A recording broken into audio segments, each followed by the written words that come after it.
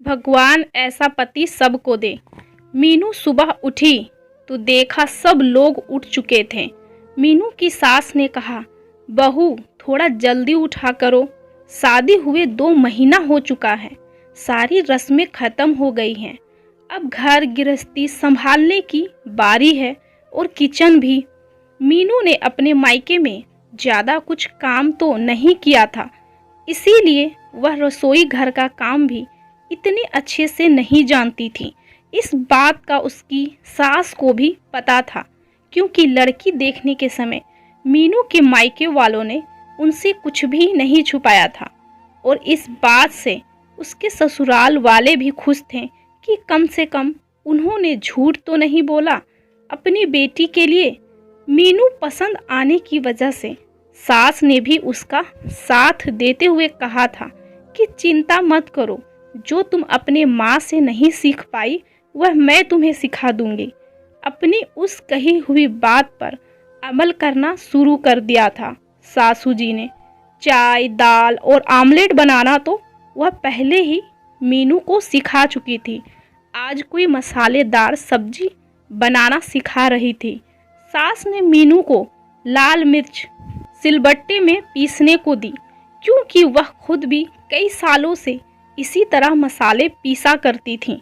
मीनू ने जैसे ही सिलबट्टे में लाल मिर्च पीसना शुरू किया था, उसके हाथ जलने लगे थे और मुंह पर पसीना आने की वजह से जब उसने मुंह को छुआ तो उसका मुंह भी जलने लगा था। वह जलन की वजह से वह चीख रही थी। तब सबका ध्यान उसकी तरफ गया। पहले कभी मिर्ची नहीं कूटी थी क्या? मिर्ची कूटते समय हमेशा दास्ताने पहन लेना चाहिए।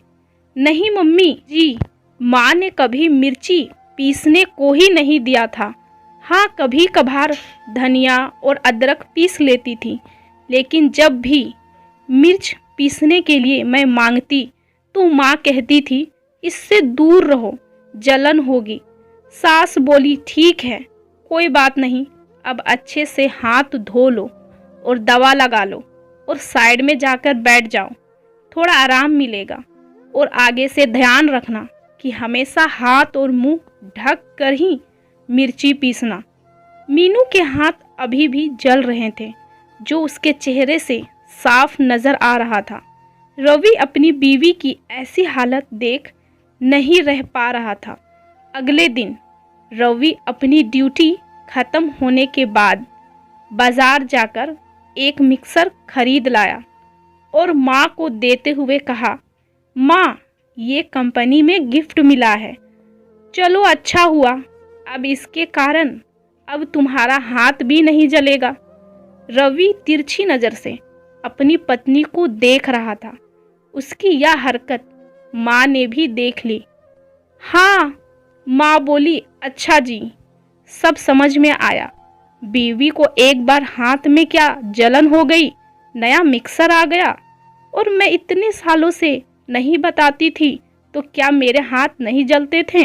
अरे भगवान, यह तो अच्छी बात है ना, मिक्सर नया घर में आया है तो सिर्फ तुम्हारी बहू थोड़ी इस्तेमाल करेगी, इसका फ़ायदा तो तुम्हें भी होगा ना। पिताजी ने बात को संभालने के लिए बीच में ही अपनी बीवी को चिढ़ाते हुए कहा, इसीलिए कहता हूँ माँ, अपनी तकलीफ बताया करो। आप ही सोचो, अगर मीनू ने अपनी जलन छुपाई होती और किसी को पता नहीं चलने दिया होता तो क्या आज मैं इस घर में मिक्सर ला पाता? जैसे मुझे प्रॉब्लम पता चला, मैंने उसका सॉल्यूशन ला दिया। इसी तरह आप भी मुझे पहले बता देती तो मैं यह पहले ही कर देता। यह बात सच है कि मीनू मेरी पत्नी है, लेकिन यह बात भी सच है कि मैं आपका बेटा हूँ और मीनू से पहले आप मेरे लिए ज़्यादा इम्पोर्टेंट है। आपने मुझे पहले ही बता दिया होता तो मैं तब भी इसी तरह इस समस्या का समाधान कर लिया होता। आप अपनी इस बेटे को कभी भी आजमा कर देख लेना, आपके लिए यह बेटा अपनी जान भी दे देगा। रवि ने माँ से कहा।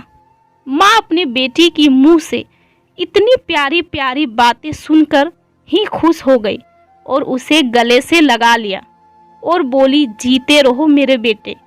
मीनू भी अपने पति का, अपने पूरे परिवार और खुद के प्रति इतना प्रेम देखकर अपने आप को भाग्यशाली समझने लगी और उसके चेहरे पर एक संतुष्टि का मुस्कान आ गया।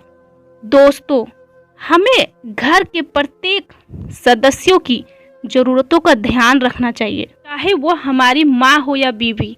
हम औरतों को हमेशा अपनी कष्ट छुपाने की आदत होती है। इसका मतलब ये नहीं कि आगे वाले ने अपना कष्ट बता दिया तो वो गलत है। जब तक हम किसी की परेशानी को जानेंगे नहीं, उनका निवारण कैसे करेंगे। वीडियो अच्छा लगा हो तो लाइक, कमेंट, शेयर और सब्सक्राइब जरूर करें। और यहाँ तक देखने के लिए आप सबका बहुत ज़्यादा